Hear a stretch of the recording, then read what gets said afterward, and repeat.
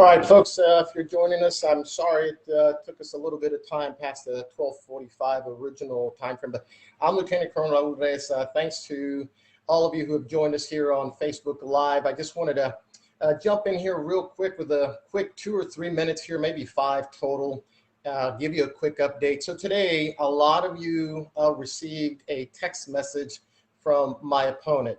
And what that should tell you is that there's desperation in the Pete Flores camp. I wanted to address the comments that he's put on that, that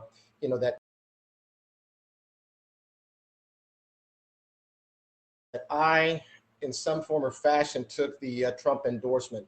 Let me just say this: that's completely fake news, and it's a attempt from a previous campaign back in 2020 when I ran against Pete Flores' really good friend, Tony Gonzalez. And they managed to fabricate a letter that said that I had taken the Trump endorsement falsely. I'm a retired Air Force Lieutenant Colonel with 22 years of service. Integrity, service before self, and excellence in everything we do is a model that I've lived with and for all my life is the one I give to my children.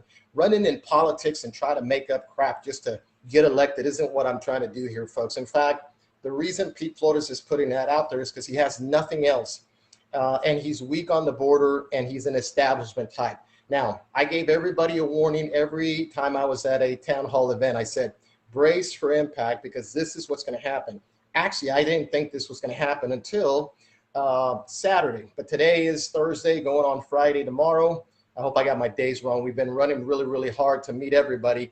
And so we've lost track in some cases. But nonetheless, my opponent has delivered the first salvo, and so we're going to return fire. What are they trying to hide, folks? They're trying to hide the fact that Pete Flores is pro-amnesty. That's a fact. In fact, in this comments section, I'll put the Pete Flores website we created so that you can specifically go see the facts. I don't deal in hyperboles and or lies. I deal in straight facts. And the fact of the matter is Pete Flores was endorsed by the Libre PAC. It's an arm for the Hispanic community of the Americans for Prosperity PAC. They gave him thousands of dollars in 2020, and then he endorsed their state director all the way into the colonel, K-E-R-N-E-L, of the legislative body for the Republican Party in Texas, as he was trying to get one of the croonies folks to get into that part of our Republican Party. Why would you do that and then say you didn't ask for the endorsement? The bottom line is the Texas scorecard folks out there, they did us a favor and outed the Libre PAC for what they are, pro-amnesty. So if it quacks and acts and talks and walks like a duck, it's probably a duck. So Pete Flores is pro-amnesty, folks. That's what they're trying to hide. And he's the establishment pick. Look, Pete Flores is sort of like Dr. Oz. It's a mistake that Mr. Trump made in endorsing him. And why did that happen? We very much still love Mr. Trump and the MAGA policies. And this is why they're trying to denigrate and blow our character out of the water. We're not here to make any lies. We're just going to give you straight facts. The bottom line is, like Dr. Oz, Pete Flores was a mistake. And of course, here in Texas, what I've been telling folks is Dan Patrick is like Kevin McCarthy. Like in 2020, he misled Donald Trump and they endorsed a lot of rhinos. That's happening in this race. But our opponent is Pete Flores. He's weak on the border, and he's the establishment pick to go to the Senate. Imagine that they gerrymandered an entire district just to make sure that you realize that he was the guy. And they get all these endorsements way before the maps or the ink on the maps was even dry. I'm here because Medina County got integrated into SD 24, and I'm trying to be your next senator. We never coveted or took falsely any endorsement of Trump or anybody else. In fact, the grassroots has endorsed us. Just about every county and precinct across the 13 counties have come on board because they know that they don't want to be told who their next senator is going to be. So all that said, folks, hang in there. We've got way more to go here. The next 10, 12 days is going to be brutal because the only way to take out the conservative, constitutional, Christian lieutenant colonel from the Del Rio sector down there in the barrios of San Felipe, who's made something of himself, the real American dream, as my father came here from Mexico. We came through the front door. I am now here as a retired lieutenant colonel trying to be your next senator. No lying, no fibbing, no denigrating, but we're not going to sit back and just let people lie about us.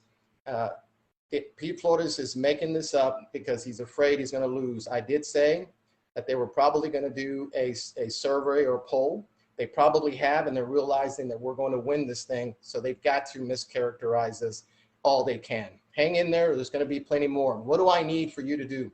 Share this video with everybody. Let everybody understand that I've responded to this, and ask Pete Flores, prove it other than that make-believe letter that he got from Tony Gonzalez down in CD23. By the way, Tony Gonzalez received thousands of dollars from the Libre PAC.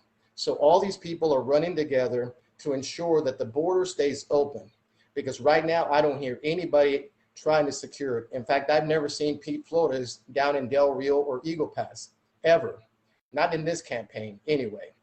So there it is, folks. Short and sweet and to the point. Don't get hoodwinked. This is what they do. The Republican elitist country clubs who have chosen your next senator, Pete Flores, want you to believe that we're a bunch of thugs and liars. We've never done that. We've certainly called ourselves Trump Republicans like we did in the 80s when we called ourselves Reagan Republicans, because we proudly believed in the MAGA and America First principles. But we would never steal Donald Trump's name. We've never done that. Ask him to prove it other than this make-believe, made-up, fabricated letter they received from the Democrat acting like a Republican, Tony Gonzalez, down in CD23. They all run in pairs, folks. So last time, like Dr. Oz, Pete Flores was a horrible endorsement by the Trump campaign. We're asking Mr. Trump, if you can hear us, sir, take it back. You've made another erroneous, accepting Dan Patrick's confidence that this is the guy. Well, he's not. He's pro-amnesty, weak on the border, and it's time to rebuke that endorsement and come to us. God bless everybody. We just wanted to come on and do that really quick and let them know, hang in there. There's going to be a lot more. And but for the record, Pete Flores has launched the first attack, and we're going to reply to that. Pete Flores is bad for SD24, excuse me. And these 13 counties are staunchly conservative. I need everybody to grab 10 people Monday through Friday next week, 16 to 20 May. Please get out and vote. Grab 10 people and take them to the polls. This is how we're going to win this. This is how we're going to take one last arrow out of our quiver, send it straight into Austin, and drain that swamp. God bless you.